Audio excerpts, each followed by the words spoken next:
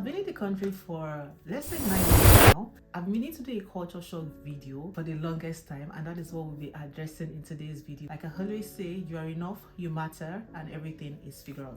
So the first thing I want to talk about is transportation. There's this thing called a day's ticket, and what a day's ticket means is, most especially for like the bus, you pay £5. I don't know if it is the same thing in London and let's say Liverpool or Birmingham. You can go anywhere in Manchester without £5. So if you are moving from a particular location to another location, unless it is going to take you 1 hour, you can use that same £5 ticket. If you are moving from that same location to another location, all you just have to do is just show the bus driver that ticket and you're good to go. For someone who is coming from Nigeria, where no matter how short the distance is, let's say you're moving from Osaka, London to Lekki Phase 1, you have to pay the downfall rider. You're moving from Lekki Phase 1 to, let's say, to Idumota or whatever, you have to pay another fare. But here, in as much as you've gotten like that £5 a day ticket, you are good to go. Second thing is they are quite expressive. Expressive in the sense of, you know, back home in Nigeria, and me inclusive, because I do it, like if I don't know you that well, I would say I'm not an open book. But if you're someone who I know so well, like, you know, we are like G's, I can be so expressive and like tell you a lot of things about me.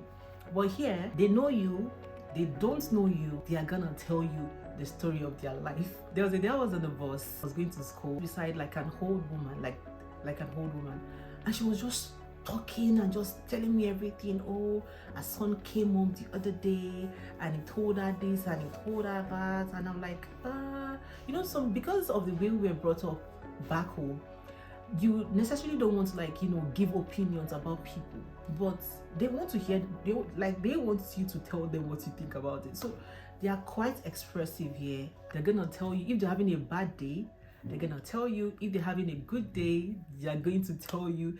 If someone is treating them anyhow, they're gonna tell you. The number 3 thing I want to talk about is they don't say sorry. Because when you say sorry, it's more like you caused the problem. It's just like saying when someone trips back home and they're like, oh, sorry. Here, they don't do that. What they say is, you okay? You okay? Are you okay? It's so weird. Like when I see people, when somebody falls and I'm like, sorry, they're like, oh, no, don't say that. I'm like, I'm telling you sorry, but you're telling me not to say sorry. So at first I'm like, what's going on here? So that was also a shock for me. You see, sorry and please here only wait. In Nigeria, I would say sorry, I would say please. Here we don't say please and we don't say sorry. It is only when the situation warrants it, that is when you can say please or you can say sorry, or else you can, you can find yourself in a situation that you don't want to be in. Another thing is they don't say good morning, they don't say good afternoon, they don't say good evening. You get to work, you're seeing someone, like in Nigeria, like when I was in Nigeria, when I get to the office, I'll be like, hello, good morning everyone, how are we doing? Here, you go into work and they're saying, you okay? How was your day? I'm like, okay now. So at first, when I would get to work and I would say good morning, like nobody is answering me. And at some point it was like, am I talking to myself? What's going on here? So here it's more like, you okay? That's like they are greeting here. So that also came as a shock to me. I can relate to the things that I'm talking about. Like if I have people who are currently students in the United Kingdom, leave your opinions in the comment section so that it won't be as if I'm imagining things in my head. What I want to talk about is body language. Remember there was a time I went, so I didn't know this before I went for this program in school, which it was about employability, being employable and all. And the tutor who had taken us this class made mention of, you know, when you're conversing with people, they expect you to look into their eyes. Like they want you to look them in the eye and converse. So when she said it, I'm like, this is new to me. Like in Nigeria, we don't look at ourselves eyeball to eyeball, most especially when you're talking to like your boss. Who are you to look at your boss eyeball to eyeball? But here, they expect you to look at them in the eye and converse and tell them what is going on.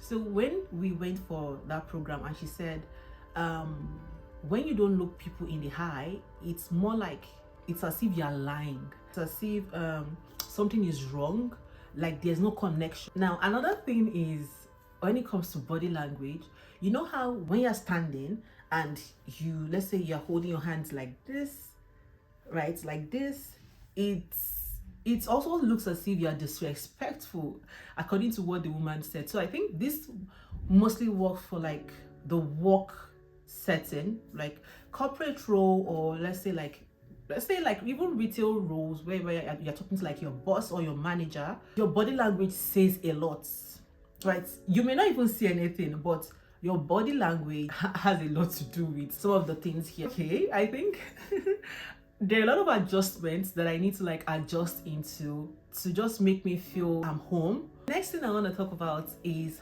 small talks. This also, the first time I heard this word was when I went for like the employability module in school, and she said small talks. Honestly, when the tutor said small talks, the first thing that came to my mind was gossiping in the office. But to my surprise, that isn't the meaning. So according to her, she said small talks is just like a way of you getting comfortable with someone. For me, I would say small talks is more like an icebreaker. It's just something to ease you into the conversation, something to like, you know, allow you like come to a common ground with someone. So it could be something about the weather. Take for example, you go out and in a room of let's say like 10 people, and someone walks up to you and the person is like, oh, today's weather is something else, and you're like, it is something else. Like back home, we mostly experience like, you know, summer, but coming here it's more like winter mixed with summer and fall. And because of that, you guys come to a common ground and you start talking about like the weather. You could also now get deeper into like, let's say you travel to somewhere like, oh, I remember when I even went to Spain last year, it was mostly summer, it was sunny and all, right? That is something, that is what they call small talks, right? It could also be about a book, or let's say about football. Maybe you saw someone who was wearing like an Arsenal jersey and you're also an Arsenal fan, and you're like, oh, Arsenal, you represent Arsenal. Just like that, you guys come to a common ground, you bond together, and the conversation builds up from there. The next thing I want to talk about, this is related to employment, is a cover letter. Your cover letter and a CV. Whatever job you want to apply for in this country, you have to attach a cover letter. It could be retail, a cleaning job, it could be a waiting job, it could be a bartending job, a barista job.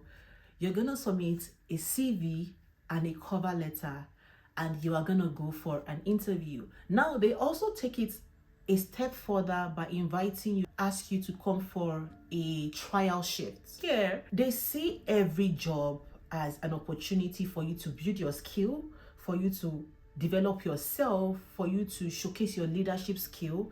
And doing that, you providing your CV, your cover letter, and coming for a trial shift is just another way for them to see that you actually have all the skills that you say you possess in your CV, and you're able to like put it into use. Here, that is how it is done, and you have to follow the rules.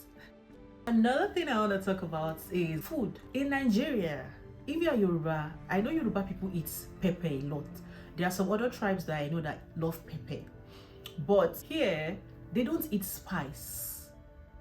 You could make like a stew with just tomato and let's say tatashe without rodo, and they're complaining that it is spicy. And I'm like, how will you say this is spicy? I've gone to a restaurant before and I'm like, please, can you make this food spicy? They say, okay, how spicy do you want it? And like, I want it very spicy, because obviously you already know that I love spicy food. Okay, no worries, we're gonna make it for you.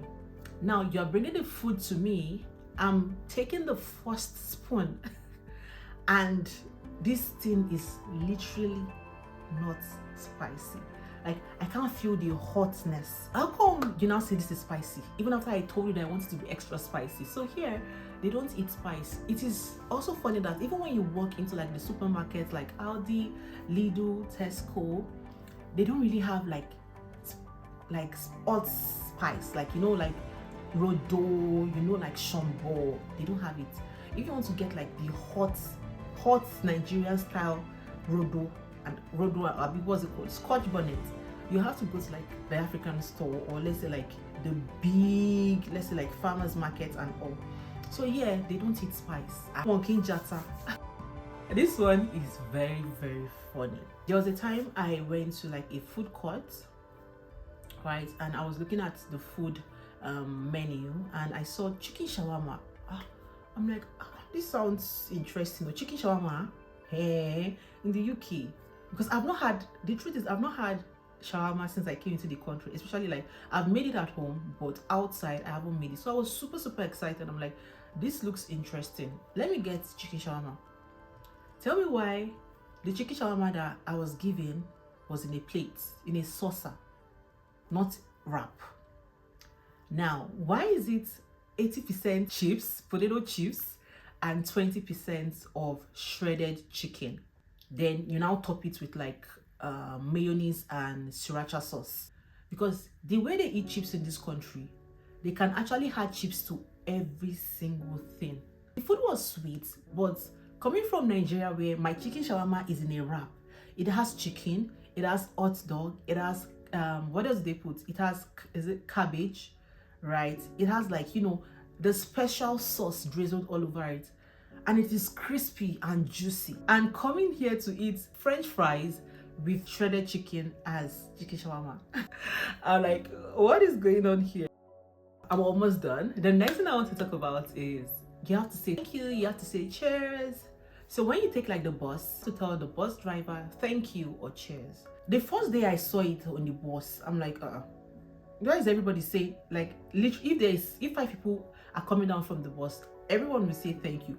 Sometimes some people can be rude and don't say thank you. You're dropping from the bus, you should say thank you, because I mean, they are also humans. But coming from Nigeria, whereby I'm coming down from the bus, I'm coming down from Marwa, I'm coming down from, what's the name of this Lagos bus now? This yellow bus. I'm just coming down. I'm not saying thank you to the bus driver. But boss, like, because of the setting, you're like, you just drop and just up like onto the next thing. But here, you're saying thank you, cheers. At first, that was new to me. But when you keep doing something consistently, subconsciously, you just say thank you. The last thing I want to talk about is paying for parking space. This one shocked me 100%. In Nigeria, when you have like, let's say you're living in an estate, parking space is there. The parking space is even big, like you can do anyhow you want. But here, where I'm currently living, you have to pay for the parking space. I remember when we were moving into this place, they had asked us that, do we have a car? Do we want to get like pay for parking space? And we're like, no, we don't have a car. So people pay for parking space. Sometimes it could be £300 per month. It could be £250 per month, depending on where you're living. And also, back in Nigeria, where when we go to the market, some markets have like you have to pay. Like in what's the name of this Jakonde markets, if you are taking your car inside, or even let's say you're even parking outside, you pay for parking space. And some places you don't pay, but here they don't have parking space. In Nigeria, you have parking space everywhere. Here, you can't park anywhere. You have to look for the closest parking space and pay to park your car. And this is done per hour. So it could be, let's say, £1 or £2 per hour. For a whole day, it could be £12. And sometimes, let's say you even park where you're not supposed to park, and there's like these officials that go around, they'll clamp your car tire and you'll not be able to move your car. So you have to pay the fine before you move your car. The last thing on this list is going to be something that has happened to me twice. The first one is so on the tram, there's this thing called tram transportation system. So you tap in that they're moving places, and when you are coming out of the tram, you have to tap out so that they'll be able to like calculate your fee for the day. Tell me why the first time it happened to me, I tapped in and I used another card to tap out. But obviously it is still me. I'm still the same person. They fined me £120. I had to like call and all that was refunded. Another one that recently happened to me was I had used my phone, my card. Yes, I'd used my card to tap in at the tram stop. When the officials checked for my ticket on the tram, I used my Apple Pay. And mind you, this carries the same card, but apparently they said it is the same card, but the card have like a different number when it comes to Apple Pay. So they fined me another £60. So I had to call them, I had to like appeal and tell them this is the reason why this happened. I'm new into the country. I necessarily don't know how the payments rules work and all that. Moving forward, I will ensure I'm using the same card to tap in and using the same card to tap out. So this is also something that can be helpful for you if you're an international student who is seeing my video for the first time. If you're using your Monzo card, your physical card to tap in, ensure that is what you're also showing the officials on the tram, and that is what you're also using to tap out when you get to like the tram stop. Or else you're going to be paying fines and all. These are some of the cultural shocks that I experienced as an international student in the United Kingdom. In a couple of 9 months, honestly, I still experience different cultural shocks. Let me add this. I don't want to miss this. Another thing is public display of affection, PDA. You see grannies who are like 90 plus publicly displaying love on the tram, on the bus, outside, like they don't care. So back home in Nigeria, I know people do it back home in Nigeria as well, but it is not common. But here, people are kissing, they are loving up and all. I know some people will say it's because of the weather, but even in summer, it is the same thing as well. Let me know if you can relate to all these things I've listed out in today's video. And if you think that I didn't share a thing in this video, please leave it in the comment section below. And maybe I'll do like an updated video. We'll see. I hope you enjoyed today's video. Don't forget, like I always say, that you're enough, you matter, and everything is figure outable. And while at it, look good, feel good, and smell good. See you guys in my next video. Bye guys.